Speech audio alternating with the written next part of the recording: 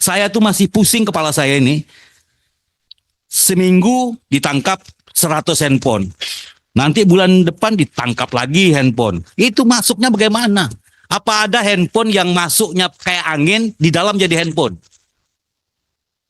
Pakai angin gitu, dalam jadi handphone. Nanti ditangkap, besok pakai angin, nah gitu. Tolong jelasin. Jadi kita nih, ini dimaksudkan pertemuan ini Bapak Ibu, Bapak Kakanwil, Pak, kita mau membantu Bapak Ibu bagaimana? Membantu juga Pak Dirjen, apakah uang yang ada sekarang masih cukup, tahun depan seperti apa? Jadi Bapak ceritain aja bahwa kami perlu anjing, perlu X-ray, body scan, perlu itu yang dijelasin. Saya punya lapas 7, 6 punya alat rusak, 5 listriknya kurang. Kalau bisa tahun depan dibantu ini. Tapi evaluasi kita pada tahun 2027 nggak boleh ada lagi ya.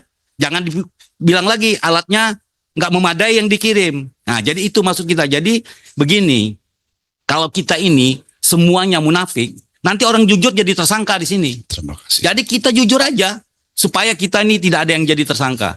Terima kasih pimpinan. Izin pimpinan menambahkan pimpinan. Ya. Jadi buat Pak Dirjen dan seluruh Kakanwil sekaligus juga ditambahkan laporan tadi yang disampaikan oleh Pak Mafirion, berapa banyak X-ray yang tersedia hari ini. Karena persoalannya saya tahu persis setiap tahun pasti ada pengadaan X-ray. Apakah X-ray itu hanya dipakai setahun lalu rusak, lalu diganti lagi? Atau memang sengaja tidak digunakan? Itu juga jadi persoalan, Pak. Nah, kalau sudah difungsikan seperti misalnya di Lapas Cipinang, kan ada X-ray. Bagaimana bisa masuk seluruh barang-barang yang tidak diizinkan masuk kalau difungsikan alat itu secara baik. Jadi kita minta juga laporannya sehingga nanti ketika ada permohonan Pak Dirjen, oh yang belum cukup itu di sini yang harus kita cukupkan. Nah itu sehingga ada landasan pemikiran kita harus mengadakan ini. Kan begitu, Pak? Setuju nggak Pak Dirjen? Ya, makasih. Ya. Jadi termasuk ya, tadi Pak Ketua sempat menitipkan juga, bagaimana kok bisa masuk miras? Miras nih pakai deteksi apa? Kan nggak mungkin metal. Nah, miras nih sama mau narkotika, tapi kalau miras kan dia nggak mungkin pakai cairan plastik. Nah, ini gimana itu? Jadi artinya kami minta teman-teman dari barat ini nampaknya sudah enak sekali nih daerah barat. Berbeda dengan teman-teman di timur. Tolong apa adanya dan to the point. Kalau cerita over capacity, memang faktanya begitu. Negara, Pak Dirjen dan Pak Menteri kan juga bertahap melakukan perbaikan. Jadi jangan menganggap hanya itu masalahnya.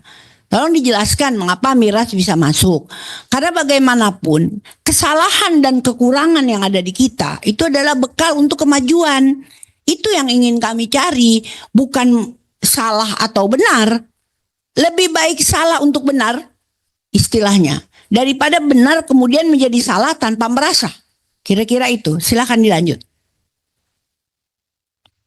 Baik, terima kasih. Memang kenyataannya di Rutan Pekanbaru itu, Bu, ada oknum. Karena Ibu selalu tadi saya katakan bahwa meskipun kita sudah razia juga melaksanakan, mungkin ada oknum yang mencoba untuk membantu atau membelikan.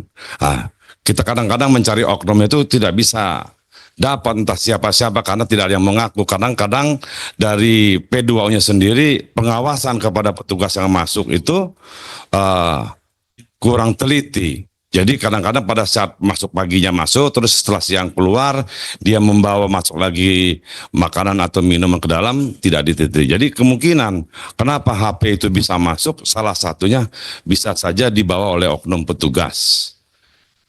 Seperti itu, Bu. Karena biar gimana pun setelah kita razia rutin dengan APH, terus habis tiba-tiba 3 atau 4 minggu kemudian ada lagi HP, yaitu indikasi saya bahwa ada oknum tugas yang nakal, yang membantu keinginan para narapidana. Dan Kalaupun nanti kedapatan sama kami akan melakukan tindakan tegas, Bu.